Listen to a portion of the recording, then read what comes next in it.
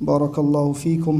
بہت مختصر ہم نے جو سنا ہے تلاوت میں، غور سے سنیے گا، کیونکہ قرآن کا اصل مقصد سمجھنا ہے۔ محض تلاوت اس کا مقصد نہیں ہے، بلکہ اس سے ہمارے دلوں کو اللہ تعالیٰ منور کرنا چاہتا ہے۔ وہ اسی وقت ہوگا جب ہم سمجھیں گے کہ ہم نے کیا سنا ہے۔ ہر نماز میں سورہ فاتحہ پڑھنا لازم ہے، اس کے بغیر نماز نہیں ہوتی۔ یہ اللہ رب العزت کی برتری اور اس کی عظمت کا اعتراف ہے، اور ساتھ ہی اللہ سے یہ دعا ہے کہ اللہ رب العزت ہمیں سیدھے راستے پر چلائے، ان لوگوں کے راستے پر جن پر اللہ کا انعام ہوا، اور اللہ ہمیں ان لوگوں کے راستے سے بچائے جن پر اللہ کا غضب ہوا اور جو گمراہ ہوئے۔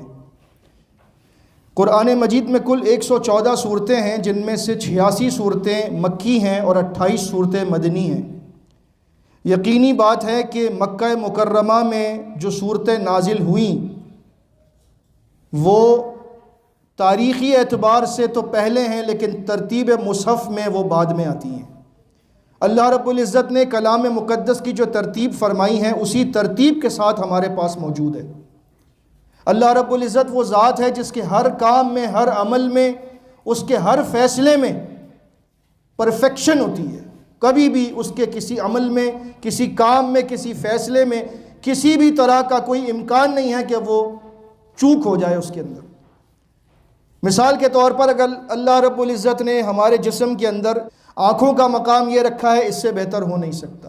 بالکل اسی طرح سے قرآن مجید کے اندر اللہ رب العزت نے جس صورت کو جہاں پر رکھا ہے، جس آیت کو جہاں پر رکھا ہے، اس سے بہتر ترتیب نہیں ہو سکتی۔ تو اگر کوئی سمجھتا ہے کہ جی یہ مدنی صورت ہے تو پہلے کیوں آ گئی، تو یہ ترتیب اللہ رب العزت نے بتائی ہے، نبی کریم صلی اللہ علیہ وسلم نے صحابہ کو سکھائی ہے، اور اسی ترتیب کے ساتھ قرآن مصحف میں ترتیب دیا گیا اور ہمارے پاس موجود ہے۔ سورہ بقرہ میں کل 40 رکوع ہیں، لیکن جو پہلا جز ہے اس کے اندر 16 رکوع آتے ہیں۔ 141 آیات ہیں پہلے جز کے اندر، جن میں 5 اہم مضامین بیان کیے گئے ہیں۔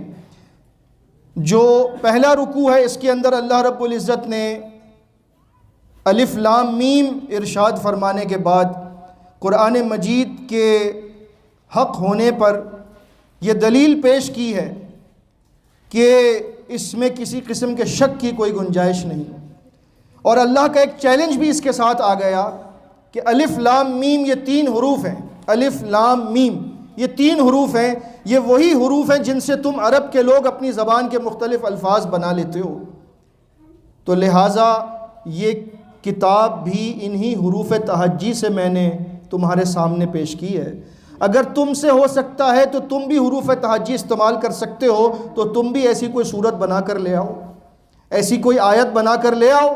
اگر تم کر سکتے ہو تو کر کے دکھاؤ۔ اگر تم اس شک میں ہو کہ یہ ہم نے اپنے بندے پر نازل نہیں کیا بلکہ اس نے خود بنایا ہے، تو یہ بھی انسان ہے، تم بھی انسان ہو، تم تو اس سے بڑے مفکر اور فلاسفر بنتے ہو، تم تو بڑے زبان کے ماہر ہو، تو پھر آ جاؤ، بنا کر لے آؤ۔ لیکن اللہ کا یہ چیلنج نہ کوئی قبول کر سکا، نہ قبول کر سکتا ہے، کیونکہ اللہ رب العزت کا یہ کلام کسی انسان کی تخلیق نہیں ہے، یہ اللہ کا کلام ہے، اس کی ٹکر کا کلام ہو نہیں سکتا۔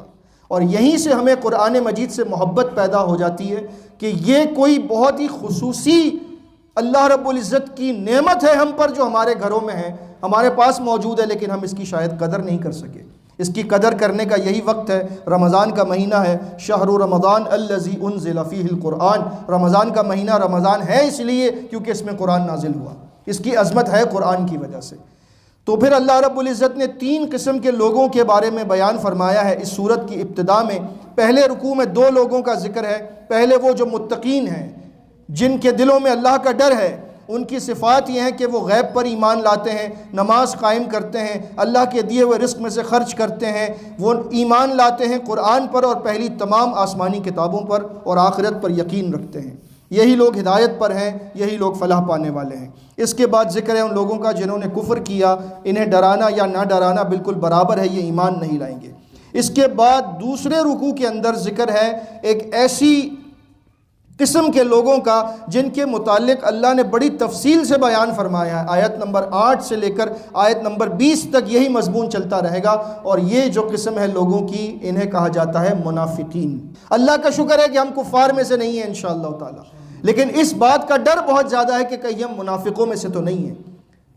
اس بات سے صحابہ کرام ڈرا کرتے تھے، بہت زیادہ ڈرتے تھے۔ میں صرف ایک حدیث پیش کرتا ہوں، اپنے ایمان کا جائزہ ہم 1 منٹ میں لے لیں گے۔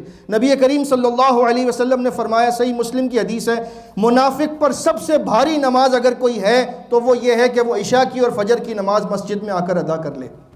آپ آج معاشرے کے اندر نظر دوڑا کر دیکھ لیں کتنے لوگ عشاء اور فجر میں جماعت سے آتے ہیں، اور اگر وہ نہیں آتے تو پھر انہیں اس بات پر ڈرنا چاہیے کہ کہیں اللہ کی نظر میں ہم ان لوگوں میں تو شامل نہیں ہو گئے جن کے بارے میں قرآن کہتا ہے کہ ان لوگوں نے ہدایت کے بدلے گمراہی کو خرید لیا ہے۔ تو یہ موقع بہت اچھا ہے، ہم سب اس بات پر اپنی اصلاح کریں۔ اب تو موقع اتنا آسان ہو جائے گا کہ ہم سحری کر کے مسجد آ سکتے ہیں، لیکن اصل امتحان رمضان کے بعد شروع ہوتا ہے کہ کون پھر رمضان کے بعد سحری نہیں کرنی تب بھی جاگے گا، اٹھے گا، فجر کی نماز مسجد میں آ کر ادا کرے گا۔ تو انشاءاللہ ہمارے ایمان کا فیصلہ ہم خود دنیا میں کر سکتے ہیں۔ اللہ رب العزت ہمیں منافقت سے بچائے۔ اس کے بعد ہمیں بتایا گیا ہے بہت مختصر آدم علیہ السلام کی تخلیق۔ یہ شروع ہوتی ہے بات 4تھے رکوع سے، اور یہ سارا رکوع اس بات پر ہے کہ آدم علیہ السلام کو جب اللہ نے پیدا فرمایا تو فرشتوں نے یہ بات آگے رکھی تھی کہ یہ زمین میں فساد مچائے گا۔ پہلے جنات تھے، انہوں نے بھی فساد مچایا تھا، یہ بھی خون بہائے گا، فساد مچائے گا۔ ہم ہیں تیری تسبیح کرنے کے لیے، تیری تقدیس بیان کرنے کے لیے۔ اللہ رب العزت نے فرمایا میں جانتا ہوں تم نہیں جانتے، یہ میرا فیصلہ ہے، یہ ہو کر رہے گا۔ آدم علیہ السلام کو اللہ نے ایک چیز عطا کی جو نہ جنات کو دی نہ فرشتوں کو دی، وہ تھا علم۔ اللہ نے آدم علیہ السلام کو علم عطا کیا، اس علم کی بنیاد پر انہیں فضیلت دی، اور اسی علم کی بنیاد پر اللہ رب العزت نے تمام فرشتوں کو حکم دیا، اور وہاں پر ابلیس موجود تھا، اور سب کو حکم دیا کہ سارے کے سارے آدم کے سامنے سجدے میں گر جاؤ، اس کی برتری کو تسلیم کرو۔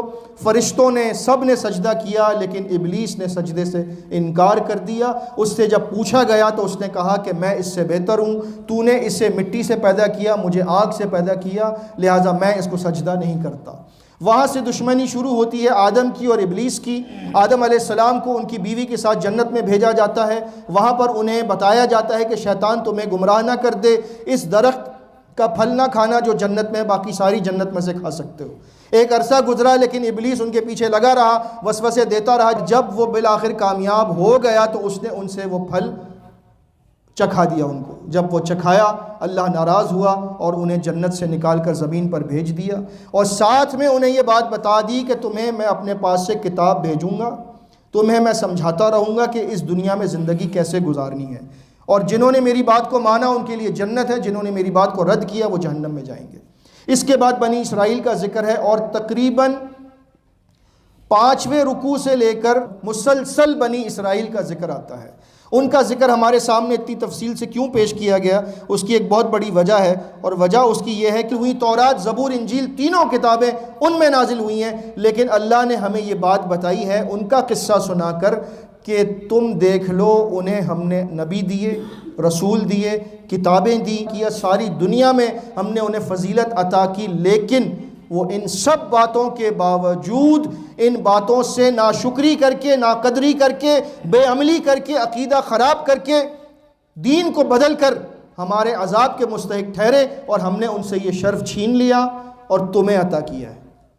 یہ ہمارے لیے اعزاز ہے کہ اللہ نے ہمیں بنی اسرائیل کی جگہ رہتی دنیا تک کے لیے امامت کا درجہ دے دیا، لیکن ہمیں ان کے تمام قصوں میں، ان کی تاریخ میں یہ سبق حاصل کرنا ہے کہ کہیں ہم وہ غلطیاں نہ کر جائیں جو انہوں نے کی ہیں، اور ہمیں ان غلطیوں سے بچنا ہے۔ اگر ہم بچ گئے تو پھر ہم اللہ کے منتخب کردہ بندے رہیں گے، اگر نہیں تو اللہ کا قانون کسی کے لیے نہیں بدلتا۔ جب ان کو اللہ رب العزت نے دنیا میں سزا دی ہے تو اللہ تعالیٰ اس امت کو بھی سزا دینے پر قادر ہے، اور سزا کا ایک رخ ہم دیکھ رہے ہیں آج، جب یہی بنی اسرائیل، یہی یہودی، یہی نصارہ، یہ ہمیں ہی دنیا جہاں میں ہر طرف سے مار رہے ہیں۔ کیوں؟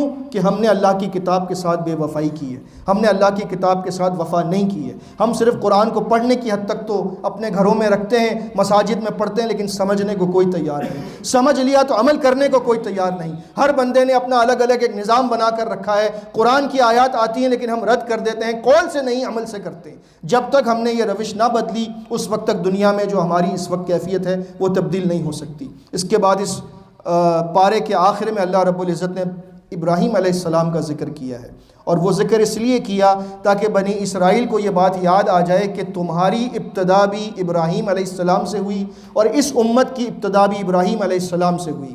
ابراہیم علیہ السلام کے 2 بیٹے تھے، اسحاق علیہ السلام، ان کے بیٹے یعقوب علیہ السلام جن کا لقب تھا اسرائیل، اور وہاں سے بنی اسرائیل چلے ہیں۔ دوسرے بیٹے اسماعیل علیہ السلام جن کی اولاد میں آئے محمد الرسول اللہ صلی اللہ علیہ وسلم، اور ہم ان کے امتی ہیں۔ چنانچہ ان دونوں کا مرکز ایک ہی ہے، لیکن آپ دیکھ لیجئے کہ اگر کسی امتی کا یا کسی بھی شخص کا باپ کتنا ہی بڑا بزرگ ہو جائے، اللہ کے عذاب سے اس کو کوئی نہیں بچا سکتا سوائے اس کے اپنے ایمان اور عمل کے۔ چنانچہ بنی اسرائیل کو بڑا گھمنڈ تھا کہ ہم ابراہیم کی اولاد ہیں، ہم اسحاق کی اولاد ہیں، ہم یعقوب کی اولاد ہیں، ہم موسیٰ کی امتی ہیں، ہمیں اتنے سارے نبی آئے۔ اللہ نے فرمایا اس سے کچھ نہیں ہوتا۔